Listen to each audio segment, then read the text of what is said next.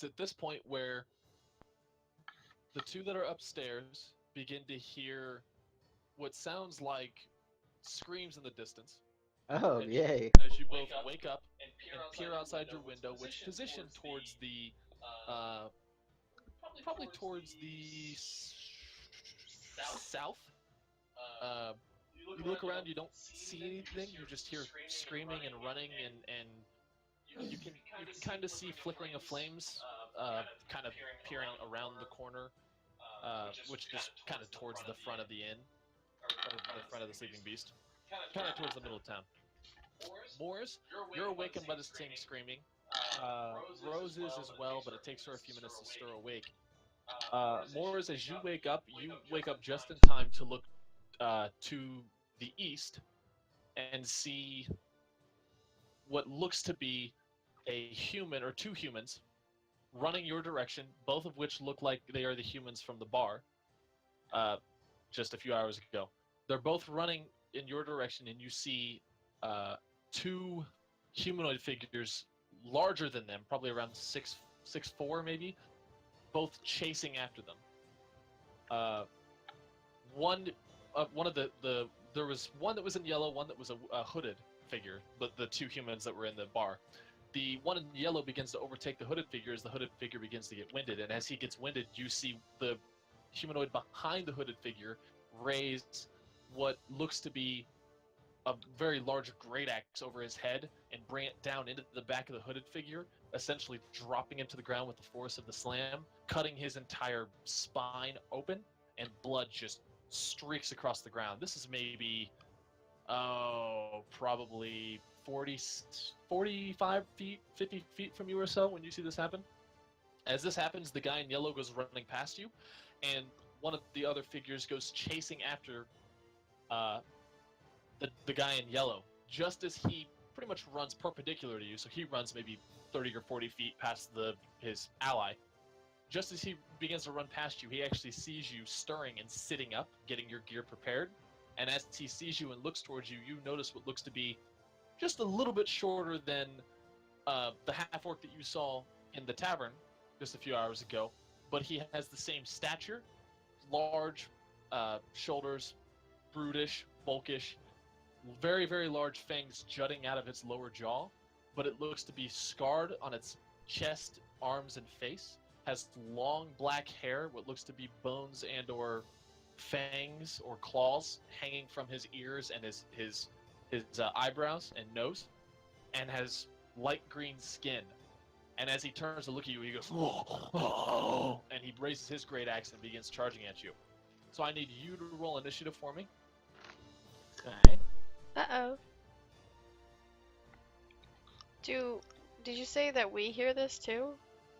You both hear it up in the tavern, up in your rooms. We have a window that we can look out of? Because we're on the second floor, right? The window shows you what looks to be flickering of fire around the corner towards the front of the inn, but you don't actually see anything going on. You actually do see the guy in yellow go running by, and he's just running as fast as he can, arms flailing over his head, trying not to trip and fall flat on his face, away from the flickering of the fire and the noises and the screams. So am I rolling for initiative? You two are not yet. Eh. Got it.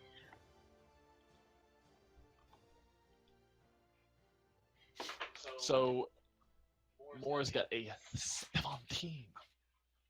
So I probably should have done this beforehand. I need to get a hater. Alright. Where do I do 20 at? There they are. I'm actually going to start using this coaster is what I can roll on. What? I don't remember all the stuff that I can do. I forgot everything. Cumulative attack roll bonus. Alright, so we got... The War Mage. +1 to attack rolls. So you rolled a 17, right? Yep.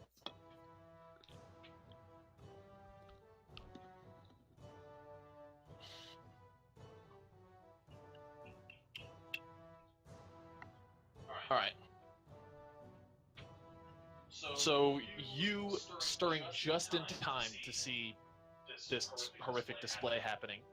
Sorry, I gotta move you guys over. Is there like a new? Oh, we're in the. Yeah, I'm trying to put you guys I'm over like the right. sneaking peeks at your screen. There.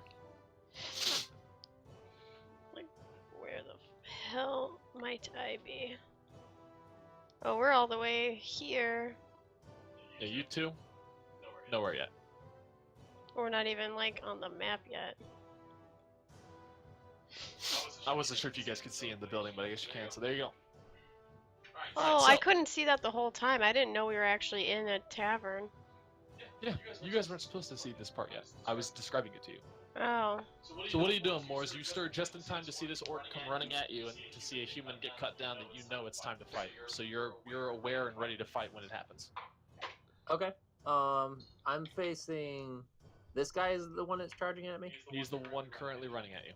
Okay, so you said there are like big, like full ale barrels right where I am, right? They're right here.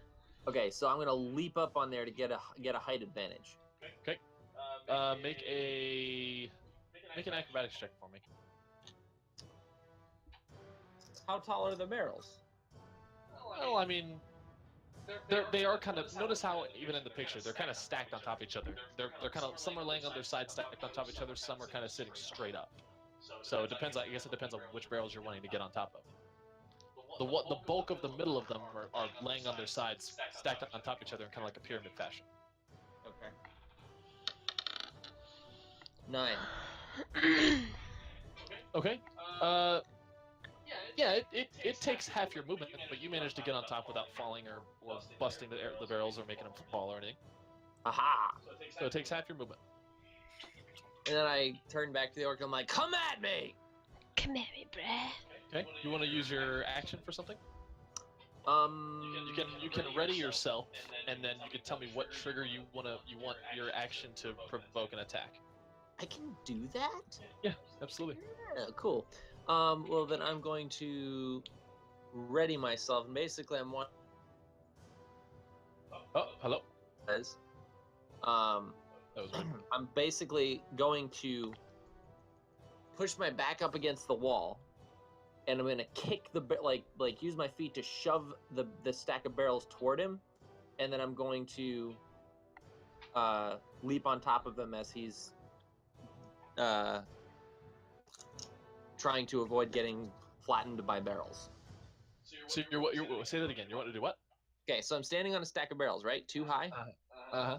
Okay, so as he is assuming that he does decide to run at me, as soon as he gets within 10 feet or so, I'm gonna brace my back against the wall, and I'm going to push my feet against the top of the barrel to topple it. And as it's falling and he's trying to avoid it, I'm going to jump from the second layer of barrels on top of it.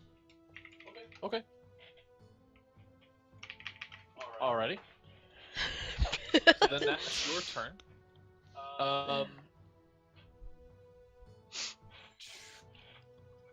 Alright, so at this point, that orc immediately begins charging you. So, find the right. Whoops. There we are. Yeah, he's getting 30 feet, so. You can make it just up to you. So he makes it about right here when he gets just within range of your trigger. Okay. So he's still running at you, frothing at the mouth, with his orcish great axe raised above his head, getting ready to cleave down on you or onto the barrels at least. So then you take with your, what do you have in your hand right now? Your great lance? Your great spear? Yeah, great spear. Okay, so you got it in your hands. You brace it against the wall to brace yourself. You push with all your might. Roll a athletics check for me. Well, no. Roll an acrobatics check for me. Athletics is strength. Athletics is strength. I'm not saying you can't. You're a 6'8" dragonborn dude. Some of these barrels are only half full. Some aren't even full at all. Natural 20. I was gonna say so you rolled a natural for 20. You have the strength to naturally push these barrels over. I'm not going to contest that. If you were a gnome, I'd make you roll athletics. Oh, You're okay. naturally strong enough to knock them over. The question is, can you catch yourself from falling flat on your face after you do? So, yeah, you manage to push it over. As you do, you brace your spear against the ground, using it to prop yourself up, catch yourself up on top of the barrels again. 2 or 3 barrels come rolling onto the ground. We do this.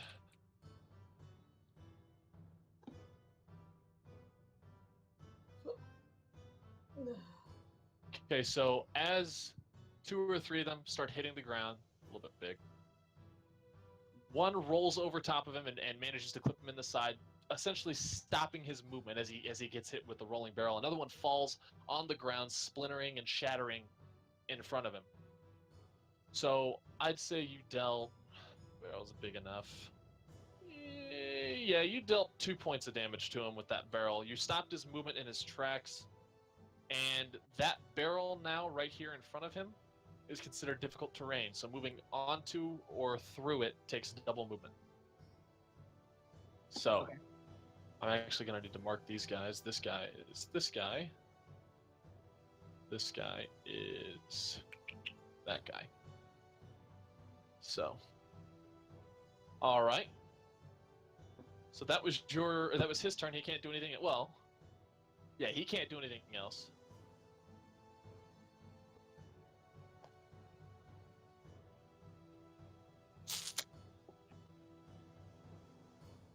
Yeah. So he's done. The other one, pulling his great axe out of the spine of that cloaked human with a just gut-wrenching splatter and suction noise as he just rips the blade out of his back.